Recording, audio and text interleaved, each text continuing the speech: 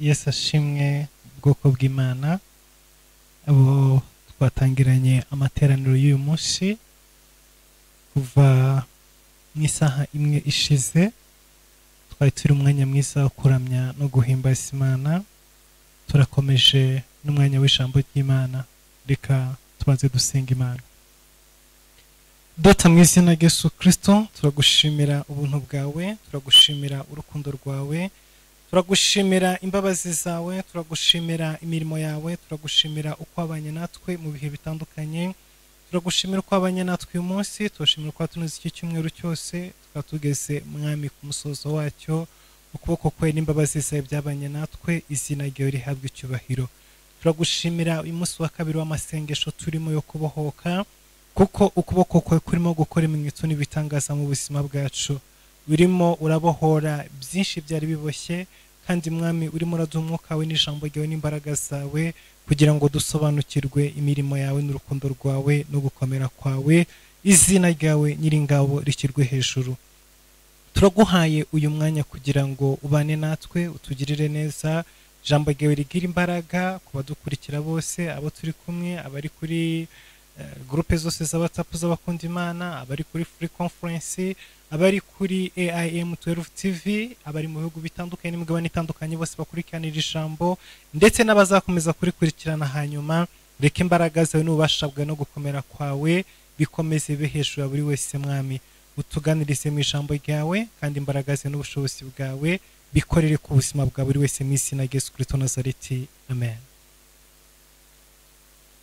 Turashimira mwebwe mwese tubana buri gihe ko bukeye nuko bwije, turabashimira mwebwe mudukurikirana kuri AIM 12 TV, Imana ibahe umugisha. Reka nibutse abadukurikira kuri AIM 12 TV kuri YouTube, abatarakora subscribe turabasaba yuko mwabikora kugira ngo iyi channel yacu irusheho gukomera no kuzamuka, kandi ikindi turabasaba yuko muhezagiwe n'ijambo ry'Imana mwakwandika munsi comment mukatubwira, ndetse mugatanga n'ubuhamya mugashima n'Imana. Hanyuma ikindi kineze kuri ibyo ngibyo, ushobora gushyigikira iyi televiziyo mu buryo bufatika, hariho nimero zitambuka aho ngaho murimo kubona kuri screen zanyu, urashobora gutanga icya 10, urashobora gutanga amaturo, urashobora gusapotinga televiziyo uko Imana yagushoboza kose kugira ngo wubake kandi ushyigikire ubwami bw'Imana. Dufatanije namwe tuzubaka ubwami bw'Imana, kandi ijambo ry'Imana rizagera ku isi yose binyuze kuri iri koranabuhanga, binyuze kuri uburyo Imana yaduhaye kugira ngo tugeze ubutumwa kuri benshi bari mu bihugu bitandukanye. Rero Imana ibaho umugisha kubwo gushyigikira uyu murimo, gushyigikira uyu muhamagaro, ndetse no kudusengera kugira ngo ubutumwa bwiza burusheho gukwira isi yose. Imana ibahe umugisha mwinshi. Turi masengesho y'iminsi 7, n'amasengesho ya deliverance, duhagaze mu ijambo ry'Imana yo mu gitabo cya Zaburi 126, aho dufite umutwe uvuga ngo ubwo Uwiteka agaruraga abajyanywe ari imbohe. Muri iyi minsi 7 twizeye kandi twiringiye kubona ukuboko kw'Imana kugarura ubuzima bwacu Satani yaboshye. Benshi muri twebwe ubuzima bwabo bwaraboshywe, ibyabo byarajyanywe, umunezero, ibyishimo, amagara, masezerano, Satani yarabinyaze yarabitwaye, ariko Imana dusenga mu ijuru igibasha kugarura ibyajyanywe, ibyanyazwe, ibyajyanywe ari imbohe, Uwiteka ajya abasha kubigarura. Rero nimba atararekeye Abiseri i Babuloni, nawe ibyawe ntago azabirekera amaboko ya Nebukadinezari. Nebukadinezari ubuzima bwawe ushobora kumuzi cyangwa se utamuzi, ariko Nebukadinezari ubuzima bwawe ni umuntu wari wese Satani yakoresha kugira ngo anyage ubuzima bwawe, kugira ngo anyage ibyawe, kugira ngo asenye ibyo wubatse, kugira ngo abangamire iterambere ryawe. Ubwo Nebukadinezari yazaga i Yerusalemu, yasenye ibikorwa byose bari barubatse, yasenye ingoro z'abami, asenya urusengero, asenya umudugudu, asenya inkike, asenya amarembo, ahindura Yerusalemu amatongo. Uko niko umwanzi akora iyo yaje mu buzima bwawe, asenya ibyo wagezeho, ugatesha agaciro amashuri wize, agasenya urushako rwawe, agasenya urubyaro rwawe, agasenya business zawe, agasenya imishinga yawe, agasenya buri kimwe cyose. Ariko umwanzi ntagagarukira aho ngaho. Biravuga ngo Nebukadinezari afata umwami n'ibikomangoma n'abanyabwenge n'abakomeye bose b'i Yerusalemu, arabanyaga abajyana i Babuloni, ngo asiga abatindi n'abakene badashobora kugira ikintu na kimwe bashobora kwimara mu buzima. Uko niko Satani agera iyo yaguteye mu buzima bwawe. Araza akanyaga buri kintu cyose cy'agaciro cy'umumaro, hanyuma akagusigira ubukene, ugasigara mu bukene, ugasigara mu gahinda, ugasigara mu bibazo, ugasigara mu marira, ugasigara mu ngorane. Rero muri aya masengesho y'iminsi 7 turimo, Imana izagarura buri kintu cyose umwanzi yanyaze mu buzima bwawe. Turabyizera kuko twizera Imana yacu yuko ibishoboye kandi inabishaka. Haleluya. Hari umuntu umwe wigeze kubwira Yesu, aramubwira ngo ubishaka wankiza. Yesu aramubwira ngo ndabishaka kira. Haleluya. Rero Imana yacu irabishaka, irashaka kukubohora, irashaka kugukiza. Reka tuganire ijambo ry'Imana riri mu gitabo cy'Itangiriro ibice 6, turasoma duhereye ku murongo wa mbere. Ijambo ry'Imana avuga ngo abantu batangiye kugwira mu isi babyara abakobwa. Abana b'Imana bareba abakobwa b'abantu ari beza, barongoramo abo batoranyije bose. Uwiteka aravuga ati, umwuka wanjye ntazahora aruhanya n'abantu iteka ryose, kuko ari abantu b'umubiri. Nuko rero iminsi yabo izaba imyaka 120. Muri iyo minsi abantu barebare banini bari mu isi. No mu gihe cyo hanyuma abana b'Imana no mu gihe cyo hanyuma abana b'Imana bamaze kurongora abakobwa b'abantu, babyarana nabo abana, ari bo za ntwari za kera zari birangirire. Imana itugirire neza. Uyu munsi dufite teme cyangwa se dufite umutwe w'ijambo uvuga uburyo abadayimoni barongoye abana b'abantu bakabyarana nabo.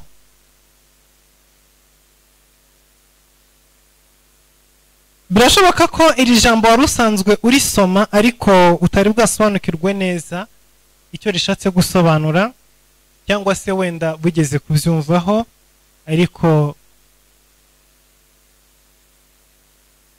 ndasenga Imana kugira ngo umwuka wera arushaho kukuganiriza no kuguhishurira birenze kuri uyu mugoroba. Inshuro nyinshi tuba mu ntambara z'abadayimoni, z'imyuka mibi, imyuka y'akarande, ndetse niyo dusomye mu ijambo ry'Imana tubona abantu benshi bari batuwemo n'abadayimoni. Hanyuma tukibaza ngo Imana yaremye umuntu mu ishusho yayo, imuha ubwiza bwayo,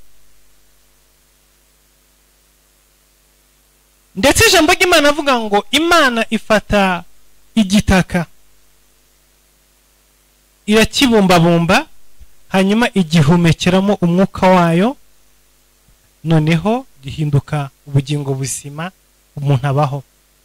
Iyo urebye uburyo umuntu yaremwemo, ikibazo gihita kiza ahangaha. Uribaza ngo ko tubona umuntu yaremwe mu ishusho y'Imana, agahumekerwamo n'umwuka w'Imana, aremwe n'ibiganza by'Imana, ni gute abadayimoni baje kubona inzira yo kwinjira mu muntu no gutura mu muntu no gukorera mu muntu?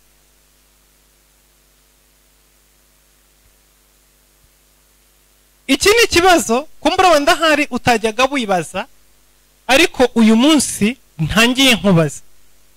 Biravuga ngo Yesu Kristo arimo ajya ngo yambuka inyanja mu gihugu cya Magadalena, ngo ahura n'umuntu wabaga mu marimbi yuzuyemo abadayimoni aboheshejwe iminyururu. Ngo abadayimoni bamurebye bavuza induru, baravuga ngo Yesu umwana w'Imana duhuriye he, ntutwice urupfu n'agashinyaguro. Bambwira ngo dore ziriya ngurube reka tuzinjiremo hanyuma twigendere. Biravuga ngo arabategeka ngo nimuzinjiremo, barasohoka bava muri uwo muntu barangije baragenda. Bibiliya iravuga ngo Yesu ababajije baravuze ngo ni ingabo, ni benshi cyane, ni batayo. Ubundi batayo y'abasirikare ibigizwe n'abasirikare kuva ku 600 kugeza ku 12. Yavuze ngo batayo ubwo aba ari ibihumbi hagati y'ibihumbi 6 n'ibihumbi 12 by'abasirikare. Rero bano badayimoni basubiza Yesu baravuze ngo ni batayo. Nuvuga ngo uyu muntu yarimo imyuka y'abadayimoni irenga ibihumbi 6, hafi 12. Murabe uburyo ki umwana w'umuntu akomeye cyane. Ibaze abadayimoni barenga ibihumbi 6 n'ubugome bwamo n'imbaraga zabo bicaye mu muntu w'inyama n'amaraso. Ibi birakwereka uburyo umuntu yaremwe, ko yaremwe mu buryo buhambaye cyane. Umuntu yaremwe mu buryo bukomeye, mu buryo bw'ibitangaza, mu buryo bw'imbaraga zirenze, kuko aremwe mu ishusho y'Imana, kugeza igihe ashobora guhinduka inzu, kugeza igihe ashobora guhinduka inzu y'ibihumbi 12 by'abadayimoni bicaye muri we. Rero ikibazo kiragira kiti, umuntu waremwe mu ishusho y'Imana akaba yararemwe agashyirwamo umwuka w'Imana, ni gute byaje guhinduka kugira ngo ahinduke noneho indiri y'abadayimoni, kugira ngo ahinduke ubuturo abadayimoni bashobora kwinjiramo bakicaramo? Birashoboka ko ushobora kuba wese utekereza ngo ni ukubera ko umuntu yakoze icyaha. Ushubije gutyo ntago waba uri kure y'igisubizo, ariko nanone ntago waba ushubije igisubizo cya nyacyo. Ntabwo ariko kuri. Bivuze ngo abadayimoni babona irembo ryo kwinjira mu muntu, ntago ari umunsi umuntu yakoze icyaha.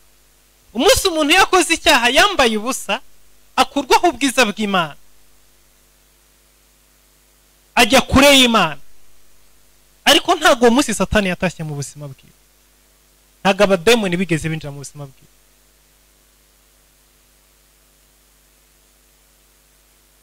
Icyaha cyashoboraga gukoresha umuntu ibibi byinshi cyane bitandukanye, ariko ntabwo cyashoboraga gutuma Satani yinjira mu buzima bwiwe. Oya, ahubwo byagenze gute? Kugeza icyo gihe nusoma Bibiliya urasanga uhereye umunsi umuntu yakoreyeho icyaha, abantu bakomeje kubaho imyaka myinshi, imyaka 900, imyaka 700, imyaka 990, imyaka 890, imyaka 100, bari mu myaka 100. Umuntu yagiraga igihe cyo gutekereza gushaka cyangwa se kurongora cyangwa kurongorwa ageze mu myaka 120, imyaka 200. Umuntu agiraga imyaka 300 ataratekereza gushaka, gasanga umuntu agiye gushaka cyangwa se agiye kurongora ageze mu myaka 400. Kubera iki? Kuko arazi yuko afite indi myaka irenga 400 n'ubundi iri imbere yiwe. Nuvuga ngo ibintu byose babikoraga bitonze, kuko bari bafite igihe gihagije cyo kuba. Uhereye mu gice cya mbere cy'itangiriro igihe Imana yaremaga umuntu, igice cya kabiri igihe Imana yamuhaga umugore, n'igice cya gatatu igihe umuntu yagwaga mu cyaha. Ntabwo Imana yahise ikuraho iminsi yo kubaho kwiwe, yarakomeje. Uwakenyutse ni Abeli kubera ko nawe yishwe na mukuru we, ariko ubundi ubusanzwe nta rupfu rwari ruriho rushobora kuza ngo umuntu ararwaye cyangwa se arashaje arapfuye. Hatabayeho ubwicanyi ngo umuntu yice mugenzi we, umuntu yashoboraga kubaho imyaka hafi 900 na ndetse isatira mu 1000.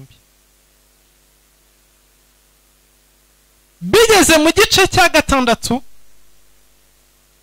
cy'itangiriro, Bibiliya iravuga ngo abana b'Imana.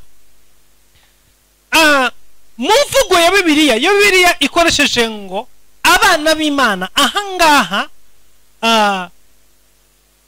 kuko ndagira ngo ubyumve neza, twebwe inshuro nyinshi turimo kubigisha ijambo ry'Imana ntabwo tuba dushaka ko duhuruduka tugende gusa mu kigari utwarira ibintu hejuru. Tuba dushaka kugira ngo ugire ikintu usigarana muri wowe kikushyira ku rundi rwego. Ubundi kuba mu bakunda Imana no gukurikirana televiziyo ya AM12 TV,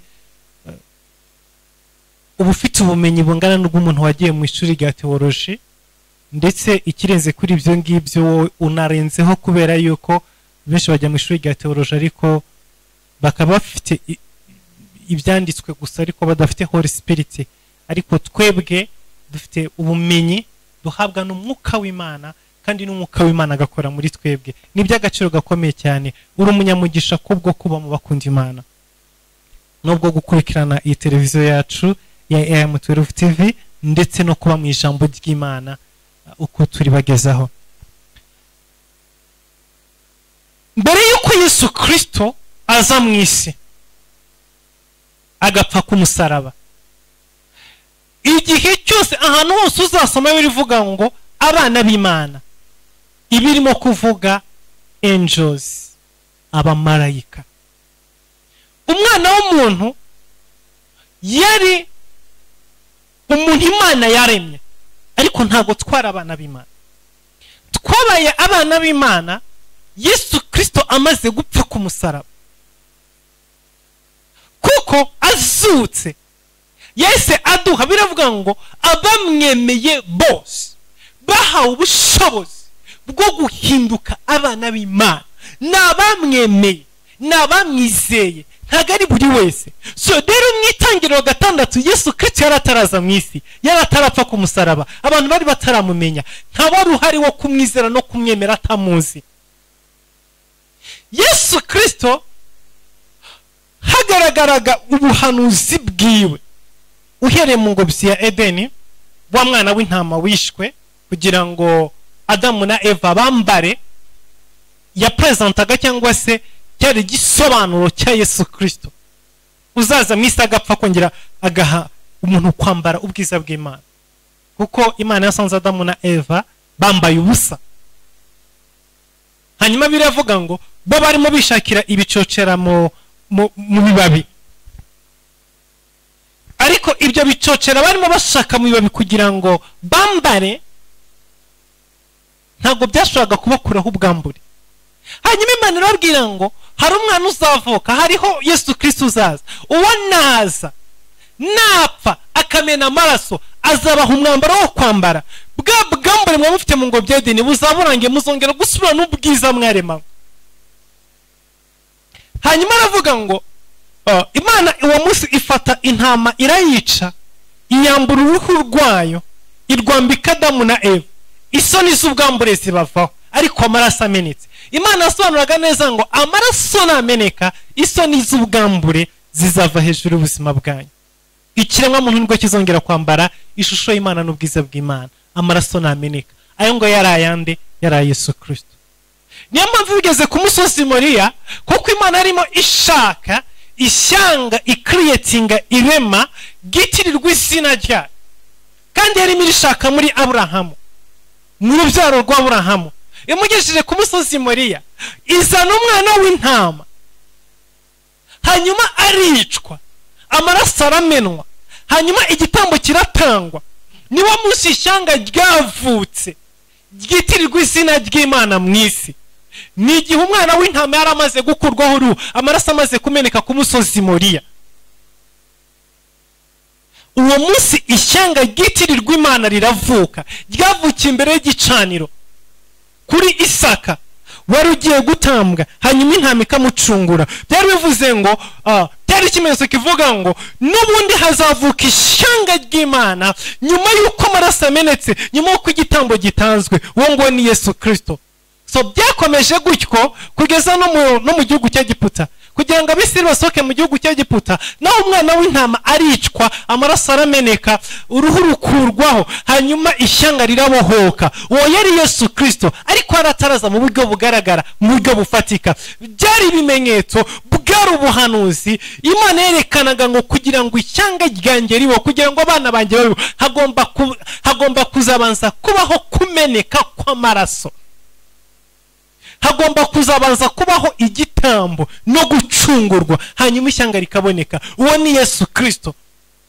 Ibi ndabikubwiye kugira ngo usobanukirwe neza. Niwumva igihe cyose birivuze ngo abana b'Imana mu isezerano rya kera, mbere ko Yesu Kristo ajya ku musaraba, Bibiri birimo kuvuga angels, abamarayika. Rero biravuze ngo abamarayika baraza, ngo icyo gihe abana b'abantu bari bamaze kubyara abakobwa, ngo hanyuma abamarayika baraza barongora abana b'abantu. Ngo abana kuko Bibiliya yabitandukanije, yabigaragaje neza. Hariho abana b'Imana, hariho n'abana b'abantu. Rero ngo abana b'Imana barongora abana b'abantu. Iki gihe niki cyabaye? Satani yaritegereje arareba, abona icyaha yashyize mu isi ntabwo kibangamiye umugambi w'Imana yari ifite irema umuntu. Satani abona yuko nubwo yashyize icyaha mu isi, ariko hariho abantu bakomeje kubana n'Imana no kugendana n'Imana. Kuko mu bice banza uzareba Enoki wagendanye n'Imana kugeza igihe Imana imuterura imujyana mu ijuru. Abantu bari bagifite kurama imyaka myinshi. Satani aricara akora proje, aravuga ngo niki ngiye gukora hano kugira ngo nshobore gufata umwana w'umuntu mukontrole, mukoreshe ibyo nshaka byose. Satani aritegereza asanga umuntu waremanywe ishusho y'ubumana n'umwuka w'Imana ntago azigera amukoresha ku rwego ashaka kumukoreshaho ngo bishoboke. Kuko nubwo agerageza kumuhamagara no kumukurura, ariko hari umwuka w'Imana, hari ishusho y'Imana, hari imbaraga z'Imana ziri mu muntu zikomeza zimugarura ku Mana. Kandi iyo sano iri hagati y'umuntu n'Imana ituma Imana nubwo umuntu yayihemukiye agakosa, ariko itamureka, ikomeza kumusanga, ikomeza kuza aho ari. Kuko Satani amaze gukoresha umuntu icyaha ngo byedeni, yarazi ko ubusabane bw'umuntu n'Imana burangiye. Ariko Satani agiye kubona umuntu, abona Imana n'ubundi iramanukije gusanga Adamu kandi yambaye ubusa. Satani abona Imana ihaye Adamu opportunity yo kuvuganana, ndetse Satani abona Imana ntabwo isi ishugunya umuntu, ahubwo itangiye kumushugurikira no kumushakira uburyo ki yakongera kwambara, uburyo ki yakongera kuba, uburyo ki yakomeza kubaho. Satani agiye kureba abona Imana ntiyataye umuntu, ahubwo yamanutse ije mu isi igendanye na Enoki imyaka irenga 400. Imyaka irenga 400 Enoki agendana n'Imana umunsi n'amanywa, ijoro kuri. Satani agiye kwitegereza abona Imana ahubwo itangiye kwimura abantu ibakura mu isi bajyana mu ijuru. Enoki arazamutse aragerega. Satani avuga ati umupangu napanze warafeyerinze, ibyo nagambiriye ntabwo byasuccesinze, ntabwo byageze ku rwego rwabyo. Nikiro Satani yakoze? Satani yakoze icyo bita project B. cyangwa se plan B. Plan A kwari ugukoresha umuntu icyaha, irakimukoresha, ariko ntabwo Satani ageze kuri full success. Ibyo rero byatumye Satani apanga undi mugambi cyangwa se akora icyo bita plan B kugira ngo ashobore kugera kuri successful.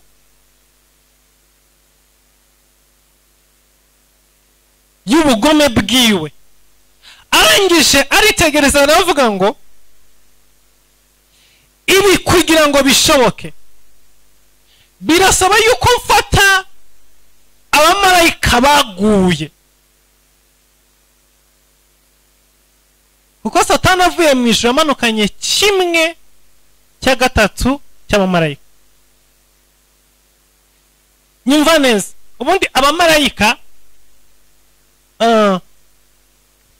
hari amazina bitwa mu isezerano rya kera, cyangwa se hari ukuntu bitwaga. Yavugaga abana b'Imana bagavuza abamarayika, bavuga inyenyeri bakabavuza abamarayika. Inshuro nyinshi ntabwo bakunda kuvuga abamarayika direct, bavuze ngo 1/3 cy'inyenyeri, nuvuga ngo cyari 1/3 cy'abamarayika, kuko abamarayika ubundi baraka ni nk'inyenyeri.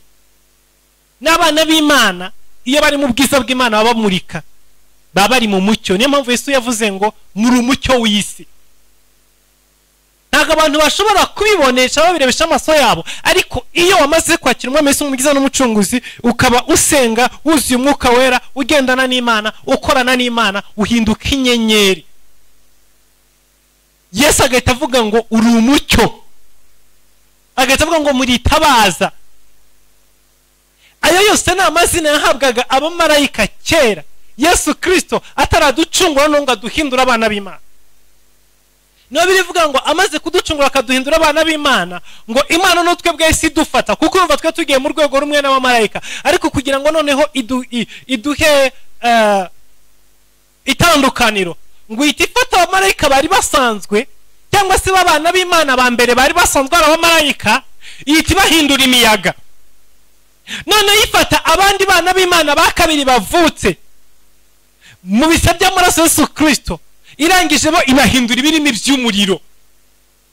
So twebwe rero turabana b'Imana nk'abamarayika, ariko tugatandukana n'abamarayika, kuko abamarayika bahita bahinduka imiyaga, ariko twebwe tugahinduka ibirimi by'umuriro. Niyo mpamvu iyo duhagaze imbere ya dayimoni tuvuga ngo turagutwika, dayimoni gasha, kubera iki turi umuriro. Uko niko twahinduwe, uko niko twagizwe. Rero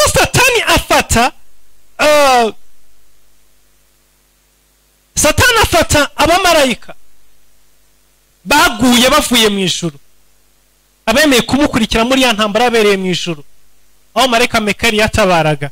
Ibyo tuzabigarukaho ikindi gihe. Satani afata abamarayika bamukurikiye, arabahamagara, ababwira ngo plan B, nyuma yuko umuntu akoze icyaha, kugira ngo tugumane control, birasaba yuko mbohereza mukagenda mukinjira mu muntu, mugatura nawe, mugatura muri we. Baricara bakora inama, bavuga ngo ibi ngibi bizashoboka gute? Ni gute dushobora kugenda tukinjira mu muntu waremwe mu ishusho ry'Imana n'umwuka w'Imana, hanyuma tugatura muri we? Satani arababwira ati ibyo ngibyo biroroshye, kuko biranditswe ngo iyo umuntu aryamanye n'undi bahinduka umubiri umwe.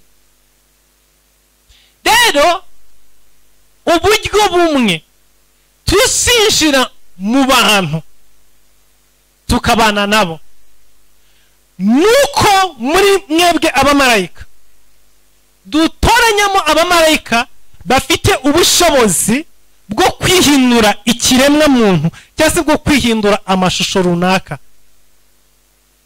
hanyuma bakiyambika ishusho y'umuntu.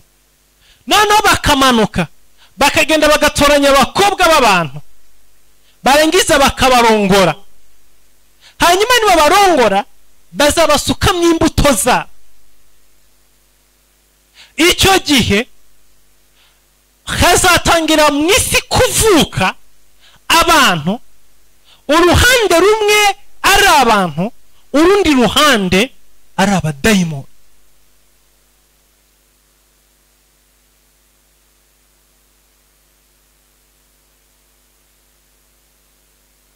Uribaza uti ese ibyo byashoboka bite yuko,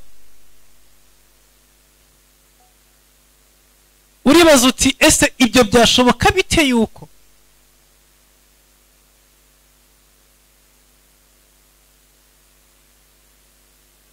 dayimoni ihinduka umuntu yarangiza ikaryamana n'umuntu? Ibyo birashoboka cyane. Kubera izihe mpamvu?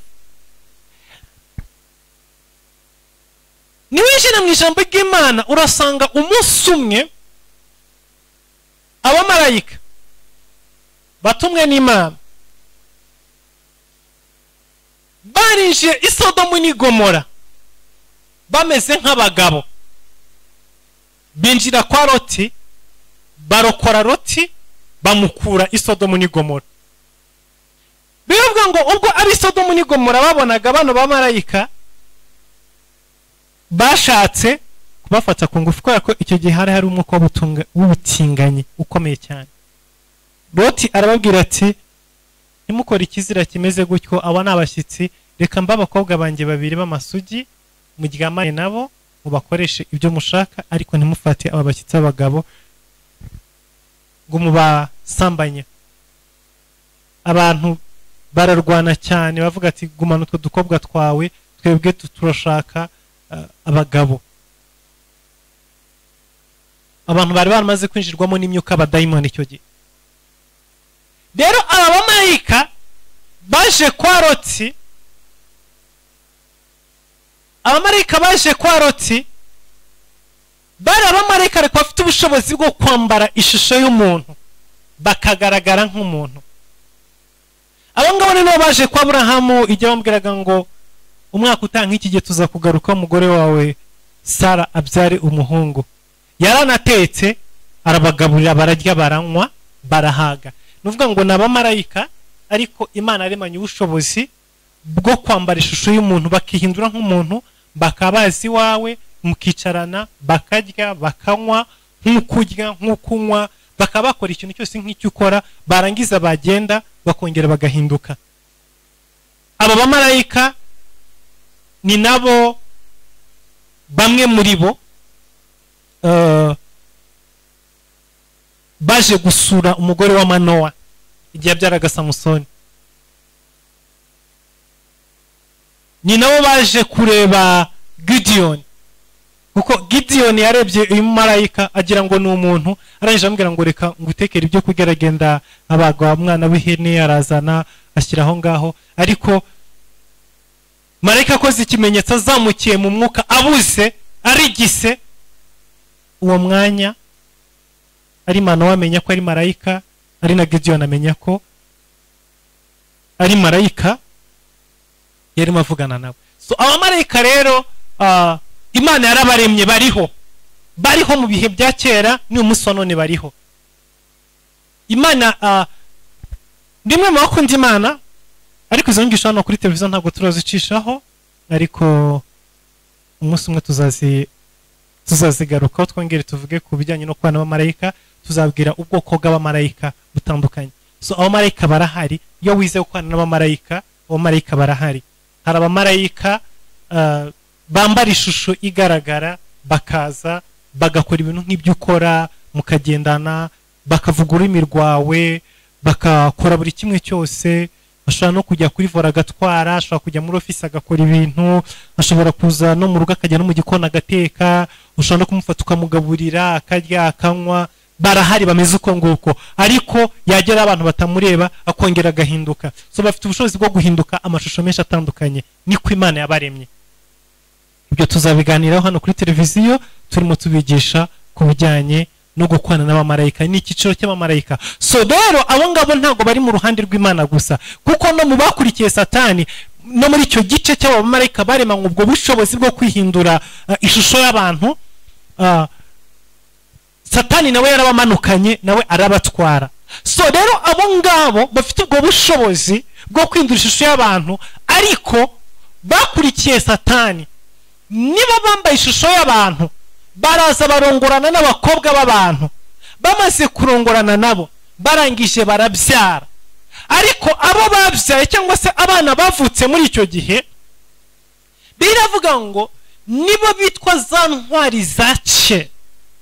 Ujya usoma muri Bibiliya mugasoma umugabo witwa Goliyati, mugasoma ubwoko bw'Abafilisitiya.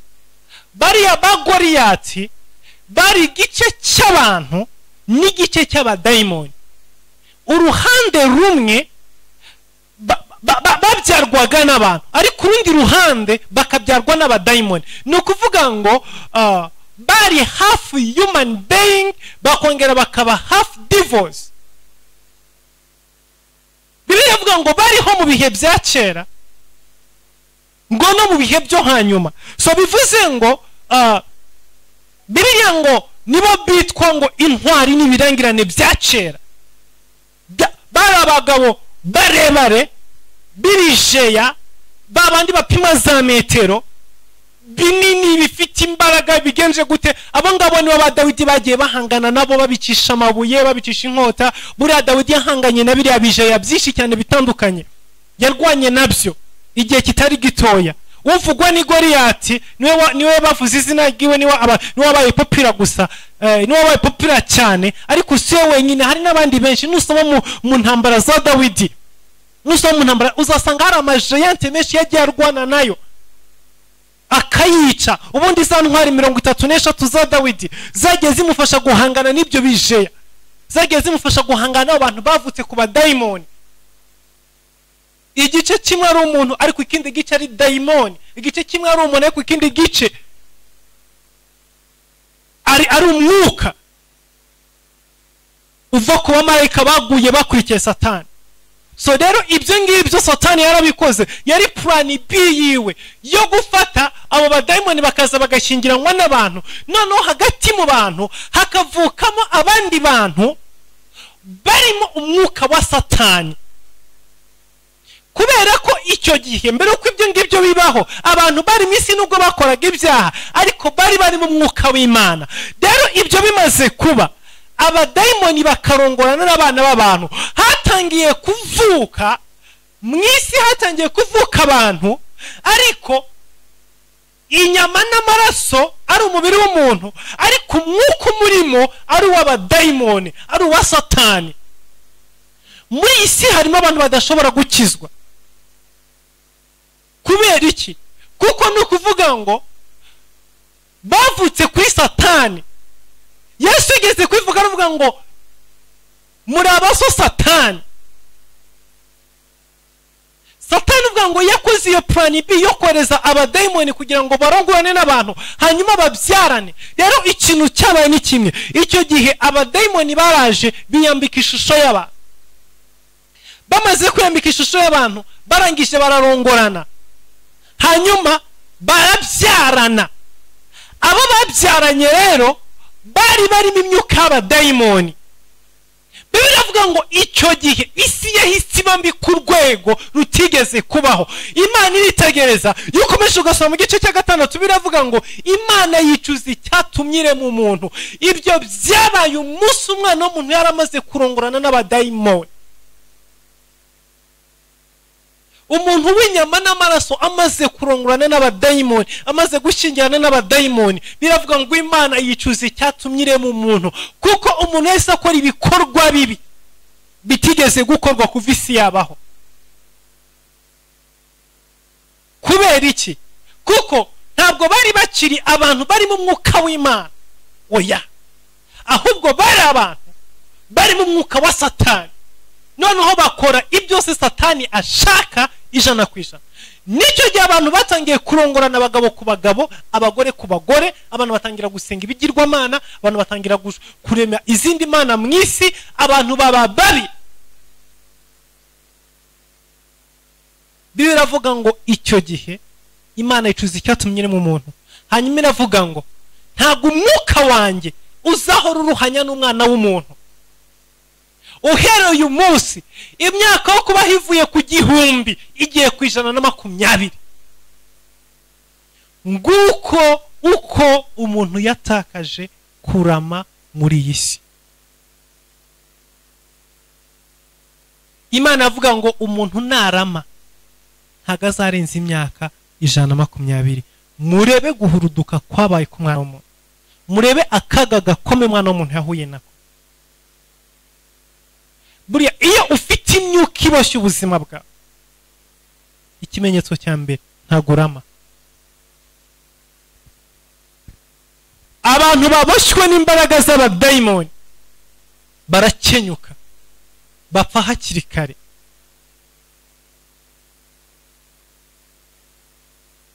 Muzarebe abahanzi benshi muzi, mujya muvuga ko bakwana n'imbaraga z'umwijima. Muzarebe ko ari muzabona agira mu busaza, bose bapfa bakiri abajene, barakenyuka, bapfa bakiri bato. Abo bose muzi bagendera mu mbaraga z'umwijima, bakwana n'abademoni, bakoze ibihango kwa Luciferi n'ahandi, barakenyuka.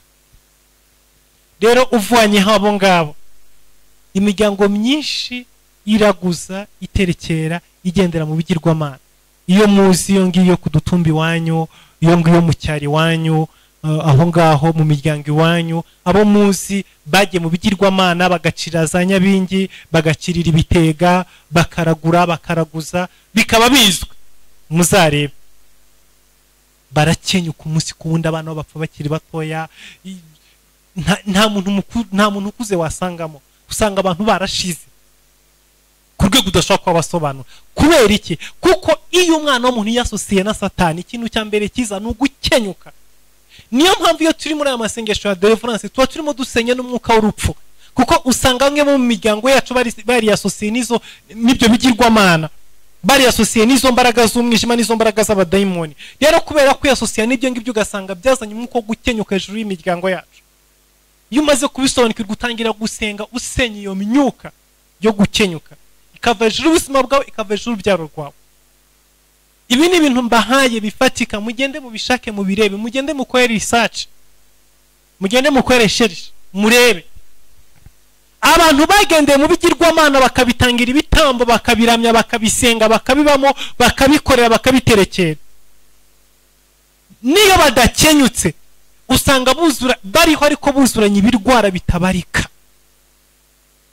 baba bafite ubumuga butagira uko bungana. Ibi byavuye kuki? Byavuye ko bakoreye Satani. Iyo Satani yiyasosiye n'abantu akinjira mu bantu, iyo Satani yinjiye mu muryango urakenyuka, urashira. Usanga umuntu yarabyaye abana barenga nka 12, ariko ugasanga nta 2 basigaye. Ugasanga umuryango bari munini, ufite abahungu, ufite abakobwa, ufite abako, ufite abakazana, ugasanga bagiye bapfumwe ku wundi, undi ku wundi, undi kundi, nta urengeje imyaka 45. Uwaramye cyane agize imyaka 50, no wasanga afite imyaka 45, abasusumira ameze nk'umusaza w'imyaka 120, afite ibirwara bitabarika, azarobaga impandi, ibikorora, ibitindagasa, n'ibintu byose byuzuye umubiri wose. Kubera iki? Bakoranye na Satani. Nta kurama kuri ku bantu bakorana n'abadayimoni, ntibibaho. Ibi ngibi ni assignment mbahaye, ni homework mbahaye, ni devoir mbahaye. Mugende mukore ubushakashatsi, murebe, mubaririze n'amakuru no mu miryango iwanyu, muri abantu muzi yuko bakoreye Satani, bagendanye na Satani, bakoreye Satani, bakamushyira mu miryango, bakamuramya, bakamuterekera, bakamwubaha, bakagenza gute. Muzarebe ubuzima bwabo n'imibereho yabo, nubwo bakira bagatumbagira, bakagira ubutunzi bwinshi, birangira bahindutse abatindi. Bagira amakamesha ariko kose agapfa gashira, karangira karibwa. Bagira amasambu manini, bakagira ibintu byinshi, bakagira amaduka menshi, ariko bijya kurangira ubuzima bwabo bwendinga, ari abatindi. Bose usanga bapfa impfumbi, bapfa barwaye, bicwa n'amamodoka, bicwa n'ibintu byinshi cyane bitandukanye, baraswa, batemagurwa, bahura n'ibintu byinshi cyane bitandukanye. Uyu ni umwuka mubi. Gukora Satani ni bibi, kwiyasosiya na Satani ni bibi. Niyo mpamvu tuba twazanye amasengesho ya deliverance, kuko muri aya masengesho ya deliverance tubahishurira ukuri kuba kwimbitse. mudashobora kumva mu bihe bisanzwe tuma tuvuga pake ya money, pake ya senti, like those. Ariko turi muri amasengesho ya deliverance twinjira ibwina tugasobanura ukuri kose kugira ngo umenye ibintu biva hehe, bigenda gute, bikorwa gute. Iri jambo ndabizi ko ntashobora kurenangiza uyu munsi, tuzarikomeza no ku munsi w'ejo ku gice kindi cya kabiri gikurikira. Uyu munsi ntago dushobora kuryinjiramo rwose ngo turirangize, ariko icyo nshaka kubabwira ni iki ngiki. Abantu bamaze kurongorana n'aba badayimoni babyarana nabo, hanyuma icyo gihe isi hinduka mbi. Abantu bakora ibintu bitigeze bikorwa. Kubera iki? Kuko umwuka w'Imana so wari ukibakoreramo, ahubwo umwuka wa Satani wari umaze kwinjira muri bo. Icyo gihe rero abantu batwite bakabyara abadayimoni, imbuto z'abadayimoni zasigaye mu mibiri y'abantu. Uko niko Satani yabonye uburyo bwo kwinjira mu mibiri y'abantu. Umuntu yaryamana na dayimoni agahita ahinduka umubiri umwe nayo, hanyuma dayimoni agahita asuka imbuto ziwe mu mubiri w'uwo muntu, abadayimoni bakabinjiye gutyo. Uko niko imibiri y'abantu yatangiye guhinduka ubuturo bw'abadayimoni. Naho byavuye nuko byagenze. Umwana w'umuntu wari waremwe mu ishusho y'Imana, ari mu mwuka w'Imana, asigara arindiriye abadayimoni. Noneho Satani ababonye irembo ryo gutangira kwijiza imyuka mibi mu bantu, binyuze muri ba bandi bafite ubushobozi bwo kwambara ishusho y'abantu bakaryamana n'abantu. Yamara kuryamana n'umuntu, ako kanya akabakinguye irembo rituma n'aba badayimoni bandi badafite ubushobozi bwo kwambara ishusho y'umuntu bahita binjira muri wa muntu. Kubera iki? Kuko ba badayimoni baryamanye n'umuntu bahita bamusukamo imbuto za. Twigeze kuba tubigisha tubabwira deliverance hejuru y'abantu barota inzozi baryamana n'ibintu batazi mu ijoro. Tubabwira uburyo kibiri danger, kuko inshuro nyinshi hari igihe baba ari bano badayimoni baba badafite ubushobozi bwo kwambara ishusho. Kuko ibi tuzabivugaho mu kindi gice gikurikira iki kugira ngo ubutumwa busobanuke neza. Tuzabwira ubwo ki n'ubu ngubu ni umunsi wa none. Ibi ntabwo byabaye mwitangira muri kiriya gihe cyakera gusa. Oya, ni umunsi wa none abadayimoni barahari. Abantu bagenda amabuwate, abantu bagenda kugura indaya ku mihanda, ukabona indaya hari ugaterura, batahana abadayimoni bakajya kuryamana no bazi ngo baryamanye n'abakobwa, ari abadayimoni barimo baryamana nabo. So rero usanga ni umunsi wa none abantu benshi birirwa baryamana n'abadayimoni hirya no hino hatandukanye. Ibyo tuzabivugaho. Tuzavuga uburyo ki hari muri iyi mishinga mpuzamahanga ya za UN n'izindi yohereza abakozi bavuye mu bindi bihugu baza gukora mu bihugu bitandukanye. Abakozi bamwe na bamwe muri bo baza ntabwo baba ari abantu nyabantu, bamwe baba ari abadayimoni bambaye ishusho y'abantu, baba ari babamarayika bambaye amashusho y'abantu, baba bafite ubwenge burenze ubundi bwenge buri hejuru cyane. Rero uraza ugahura nawe ngo afite amafaranga menshi, akagwa amafaranga wangiza ukaryamana nawe, ariko ukaba uryamanye na dayimoni. Iyo uvuye ngo ukagenda kuryamana n'abandi bose ugenda uryamana nabo, ugenda ubaha ya mbuto y'ikuzimu. Nuko abantu imyuka mibi ikomeza igenda ibasirikiramo ibinshiramo. Ugasanga hari abandi bose Satani yohereza mu buryo bw'umwuka bo baza gusambanya abantu basinziriye. Uryamye ukarota urimo uryamana n'ikintu, kandi biraba ukabyumva, wanabyuka ukumva neza ko ari ikintu cyabaye. Ni imyuka yo mu kirere, ni imyuka y'abadayimoni. So nagamba mbabwire ngo ubusambanyi ni strategy Satani yakoresheje, cyangwa se ni plan B ya Satani yakoresheje kugira ngo yohereza abadayimoni mu bantu, hanyuma abone uko abakontorora, abone uko akontorora ikiremwa muntu, abone uko akorera ikiremwa muntu, abone uko akorera mu kiremwa muntu, abone nuko agikoresha ibi byose. muri aya masengesho y'iminsi 7 dufite guhaguruka gusenya iki kintu, dufite guhaguruka kurimbura izi imbaraga n'ubutware bw'umwijima. uyu munsi wa none reka ngarukira ahangaha, iki gice nzagikomeza ejo mbisobanure neza, kuko hari utuntu tumwe nagiye mvuga ariko sintwinjiramo neza ngo ndusobanure mu buryo bwa nyabwo. Ejo nzabikomeza hanyuma ndangize buno butumwa. Reka dusenge Imana kuri uyu mugoroba, hanyuma tuzakomeza n'umunsi w'ejo wa gatatu w'amasengesho. Dubutse ko kwa gatanu dufite overnight. Reka dusenge Imana. Data mu izina rya Yesu Kristo, turasenga ubwoko bwawe bw'abanye natwe muri aya materaniro, turasenga abakurikije ijambo ryawe, turasenge abangabo bose mwamumvise iri jambo, reka wohereze umwuka wawe wera abe hejuru ubuzima bwabo, kugira ngo abasobanurire, abigishe, abahe kumenya, abahe kumva, abahe gusobanukirwa ijambo ryawe mwami. Turi minsi 7 ya deliverance, reka mwamahano basobanukirwe intambara z'umwuka, basobanukirwe ibyo duhura nabyo, basobanukirwe intambara turwanisha n'amanywa, kugira ngo bashobore guhagarara badatsinzwe n'uburiganya bwa Satani. Mwami ijambo ryavuga ngo tuzamenya ukuri kandi ukuri kuzatubatura. Iyo tumenye ukuri, tumenye uburyo dushobora guhagarara, tumenye ko dushobora gusenga, tumenye ko dushobora kurwana uru rugamba. Rero muri kano kanya ndakwingize nguha abantu bawe kumenya ukuri kose mu izina rya Yesu Kristo Nazareti. Amen.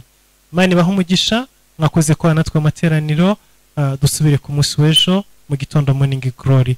Ijoro ryiza. Bye bye.